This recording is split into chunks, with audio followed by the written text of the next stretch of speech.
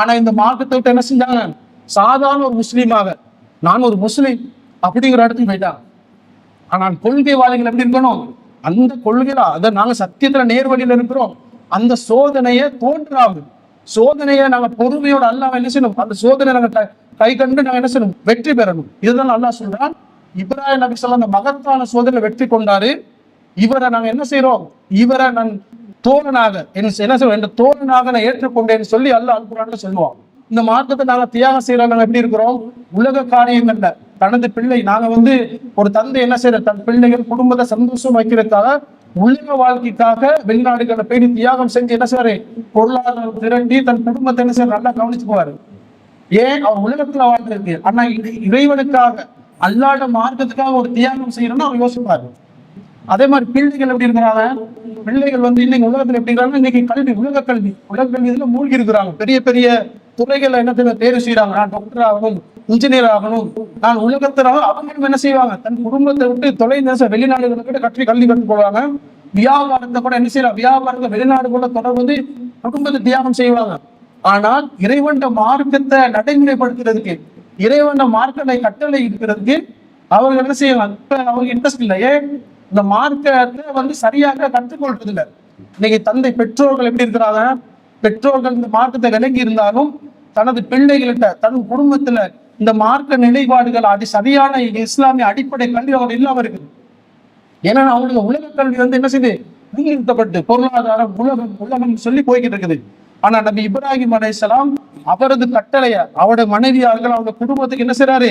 சத்தியத்தை நிலைநாட்டுக்கு பாடுபடுறாரு. இதைத்தான் நல்லா சொல்றான். அல்லாஹ் 23வது அத்தியாயம் 103வது வசனத்துல சொல்றான், இன்னொருவரின் அவர் புகழை நிலைய செய்தோன்னு சொல்லி அல்லாஹ் சொல்லுவான். இந்த இப்ராஹிம் அலைஹிஸ்ஸலாம் அந்த அவங்க நடந்த தியாகங்கள், அவருடைய அர்ப்பணிப்பை வச்சு அவருடைய புகழை கியாமத் நாள் வரை என்ன செஞ்சிருக்கிறான்? புகழை நிலைய செஞ்சிருக்கான். எப்படி நிலைய செஞ்சிருக்கிறான்? இன்னைக்கு நாங்க தியாக பெருநாளா இருக்கலாம். நாங்க என்ன செய்யறோம்? அஜ்ஜும் நோக்கு பெருநாள்ல அஞ்சு பெருநாளே தியாக திருநாள் தான். இப்ராஹிம் நபியோட பெருநாளை கொண்டுதான் அமைஞ்சிருக்குது. எப்படி? அவருடைய குடும்பம், அவருடைய பிள்ளையை செஞ்ச அவங்க நடந்த அந்த மக்கா நகரில் அவங்க தண்ணிக்காக தொங்கோட்டம் செய்யறதா இருக்கலாம். அவங்களுடைய கிரியைகள் எல்லாமே என்ன செய்யறான்? ஒவ்வொரு வருடமா இந்த உலகம் முடியும் வரை என்ன செய்யறான்? அந்த அமலை செஞ்சு அவரை புகழ செஞ்சிருக்கிறான். அது மட்டுமா? அல்லாஹ் எப்படி சொல்றான்? பொதுவா நாங்க நபிகள் நாயகத்துக்கு என்ன சொல்றோம்? சலவாத்து சொல்லுவோம். எப்படி சலவாத்து சொல்றோம்? இப்ராஹிம் நபிக்கும் அவரது குடும்பத்துக்கும் நீ எப்படி அருளையும் கருணையும் புரிந்தாயோ அதே மாதிரி என்ன செய்யும் நபி முகமது நபிக்கும் அவருடைய குடும்பத்துக்கும் அருளையும் கருணை புரிவாயோன்னு சொல்லி நாங்க கேட்கிறோம். ஏன் கேட்கிறோம்? ஒரு நேரம் மட்டும் இல்லை, ஒவ்வொரு நாளும் 5 நேரம் என்ன செய்யறோம்?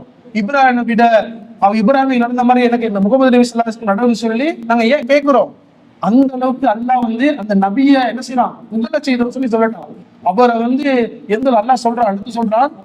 அல்லாஹ் இந்த நபியை பத்தி சொல்லும் போது பொதுவாக என்ன செய்யும்? நபிமார்கள் எவ்வளவு எல்லா நபிமார்களும் உலகத்துல அதை சொல்றாங்க. ஆக கூடுதலாக சோதிக்கப்படக்கூடிய நபிமார்கள் ஆரம்பத்தில் நபிமார்கள் தான் சோதிக்கப்படுவாங்க.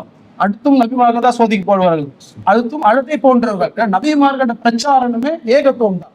அல்லாஹ்வை தவிர வேறு யாரும் கடவுள் இல்லை, அல்லாஹ்வே வணங்க வேண்டுங்கிற அந்த ஏகத்துவத்துல தான் நபிமார்கள் அனைவரும் என்ன செஞ்சாங்க? இந்த ஏகத்துவத்தை நிலைநாட்டினாங்க. இதுல அல்லாஹ் இவரை சொல்லுவோம் போது இந்த நபியை சொல்றேன். எப்படி? இவர் மகத்தான சோதனை வெற்றி கொண்டாரு. இவருக்கு கொடுக்கப்பட்ட சோதனைகள் இருக்கு தானே.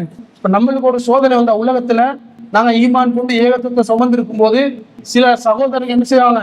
இதனால பாதிக்கப்பட்டு சிறை சென்றார்கள். இதனால நிறைய பிரச்சனைக்கு உள்ளாகப்பட்டாங்க, சோதனை, பொருளாதாரத்தை இழக்கப்பட்டாங்க. ஆனா இந்த மார்க்கத்தை விட்டு என்ன செஞ்சாங்க? சாதாரண ஒரு முஸ்லீமாக, நான் ஒரு முஸ்லீம் அப்படிங்கிற இடத்துக்கு போயிட்டாங்க. ஆனால் கொள்கைவாதிகள் எப்படி இருக்கணும்? அந்த கொள்கையில அதை நாங்க சத்தியத்துல நேர்வழியில இருக்கிறோம்.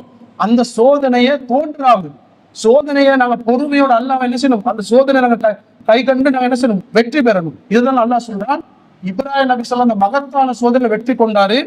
இவரை நாங்க என்ன செய்யறோம்? இவரை நான் தோழனாக என்ன செய்வோம்? என்ற தோழனாக நான் ஏற்றுக்கொண்டேன்னு சொல்லி அல்லாஹ் அல் குர்ஆன்ல சொல்லுவான். ஏன்னா இப்படிப்பட்ட தூதரை, ஏன்னா ஒருத்தரை ஒரு தோழனாக இந்த தோழனா ஏற்றுக்கொள்ளுங்கிற லேசப்பட்ட விஷயம் இல்லை. உலகத்துல ஒருத்தரை ஏற்றுக்கொள்ளலாம். அல்லாஹ் தன்னை தோழனாக நபி இப்ராஹிம் அலைஹிஸ்ஸலாம் மட்டும் சொல்றான். அந்த அளவுக்கு என்னது இப்ராஹிம் நபியை பத்தி அல்லாஹ் சொல்றான். அதே மாதிரி இப்ராஹிம் பத்தி அல்லாஹ் சொல்றான். அவர்கிட்ட நிறைய உஸ்வத்துல் ஹஸனா இருக்குது, அவர்கிட்ட முன்மாதிரி இருக்குன்னு சொல்லி அல்லாஹ் சொல்லுவான். எப்படி? அவர் ஏகத்துவத்தை நிலைநாட்டு தந்தையிட பிரச்சாரம் பண்றாரு, சமூகத்துக்கு பிரச்சாரம் பண்றாரு. அவருடைய பிரச்சாரம், அவருடைய தியாகம், எங்க போனாலும் ஏகத்துவத்தை நிலைநாட்டுக்கு அவர் பாடுபடுறாரு. ஆனா அவர் என்ன செய்யறாருன்னா 2 பிரார்த்தனை செய்யறாரு. எப்படி பிரார்த்தனை செய்ய? தந்தைக்காக பாவ மன்னிப்பு தேடுறாரு.